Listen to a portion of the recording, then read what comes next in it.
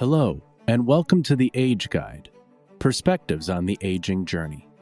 We are here to be your personal age guide and enhance your quality of life on the road ahead.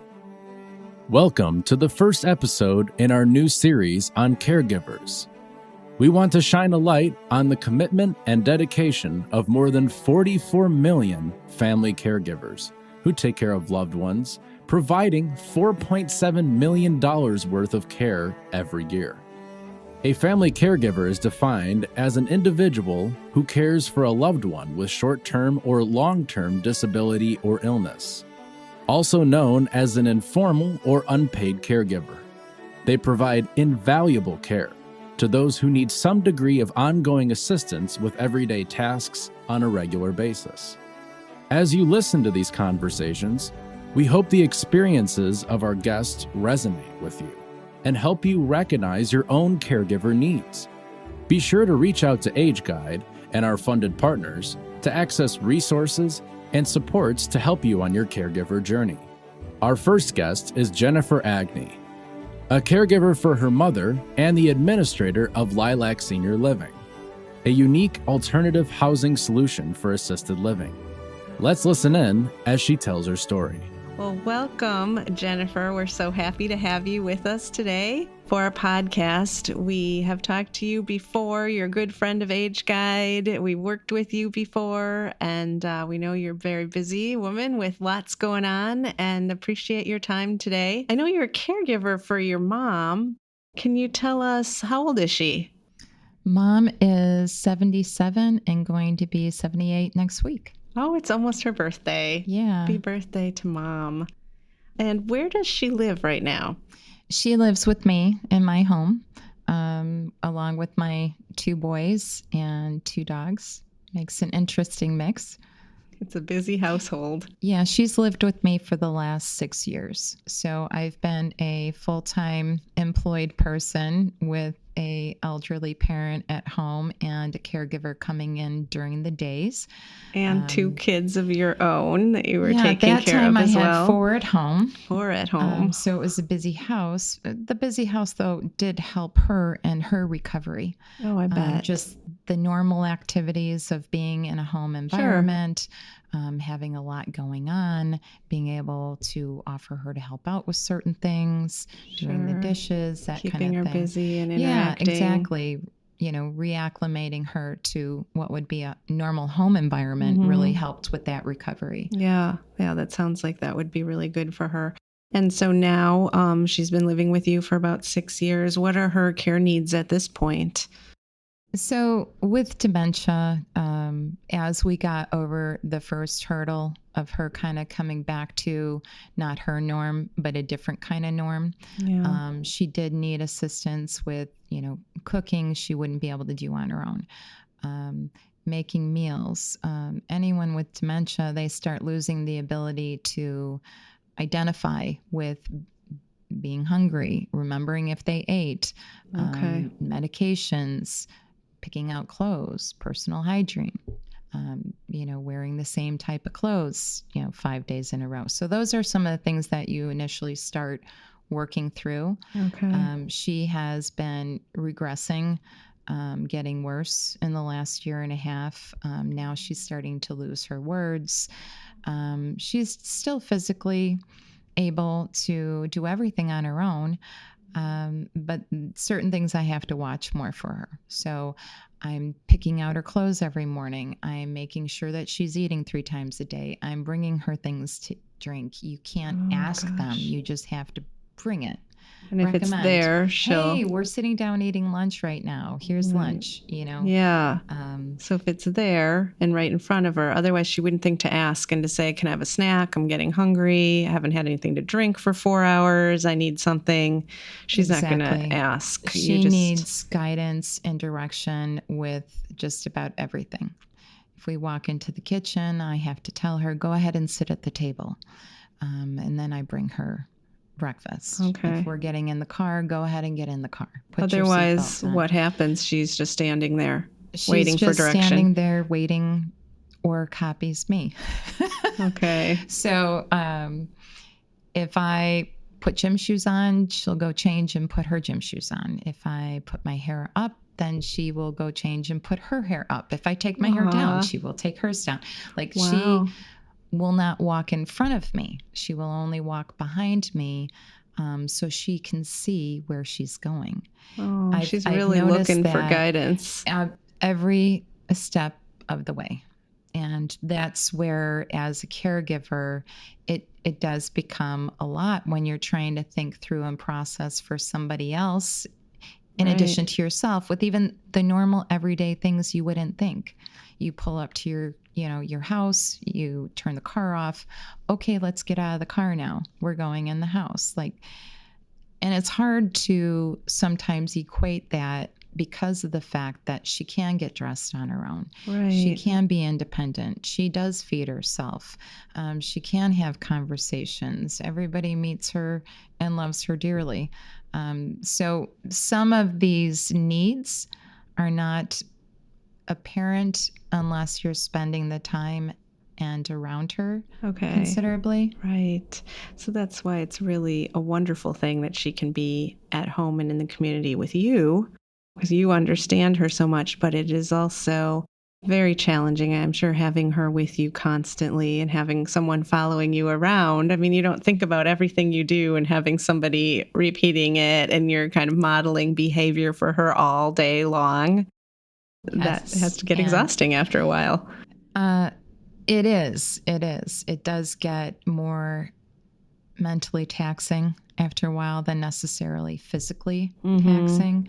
It's almost like having a 2-year-old with you. Right. So you have to allocate time to get them up, get them ready, get them dressed, pick out their clothes, make their breakfast, have them eat it.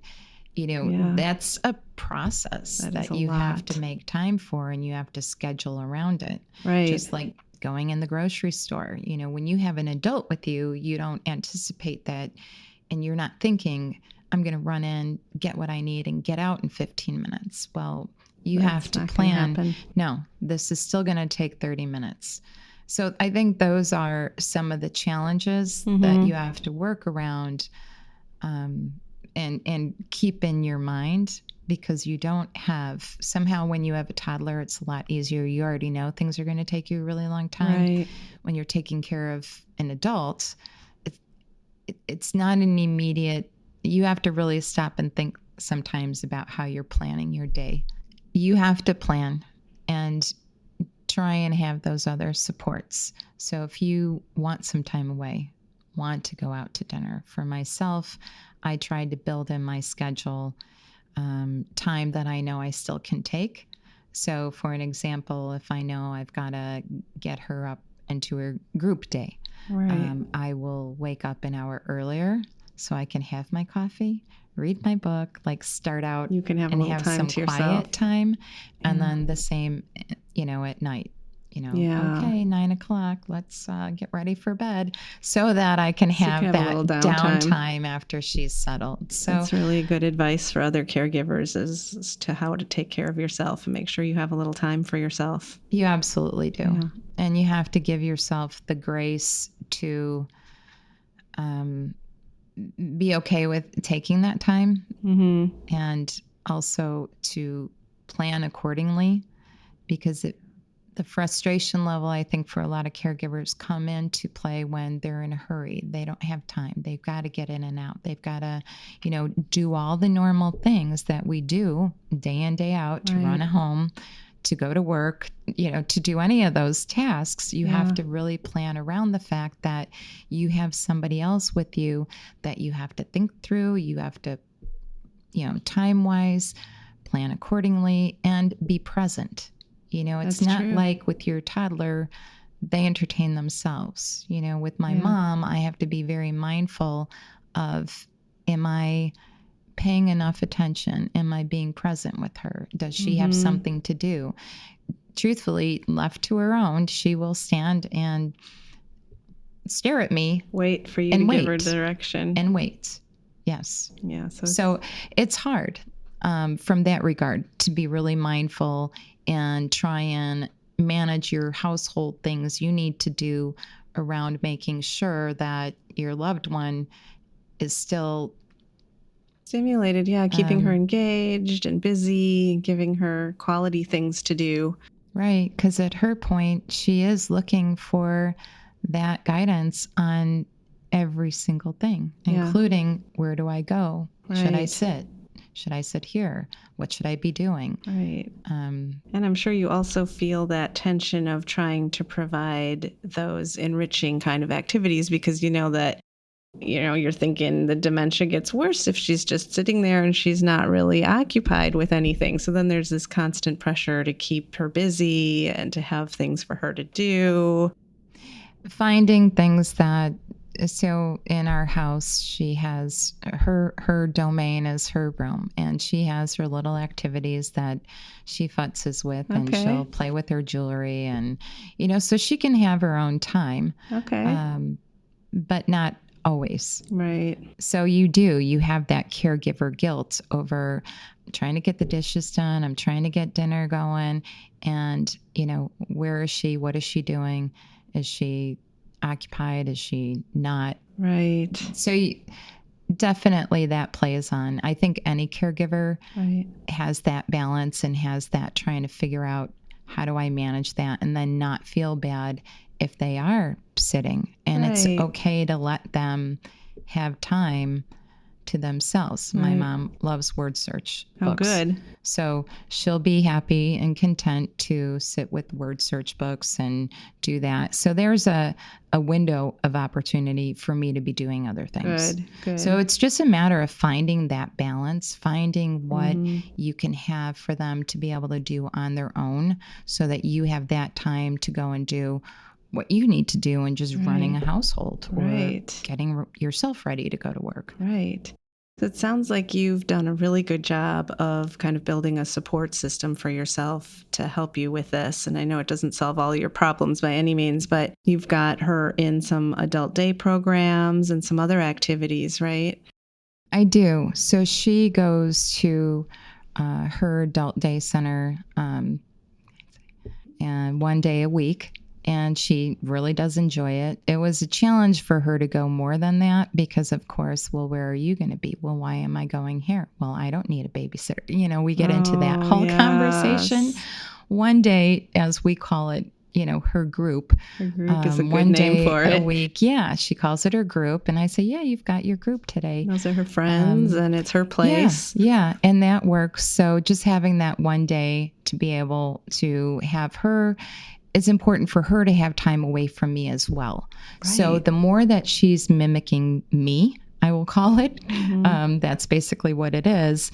I don't think it's helpful for her to be around me just all the time. Right. She can kind of find herself a little bit when she's away from you. Yeah. And just being around other people, I think she needs to find her way. Now, obviously, she's in a safe environment where they're directing activities. But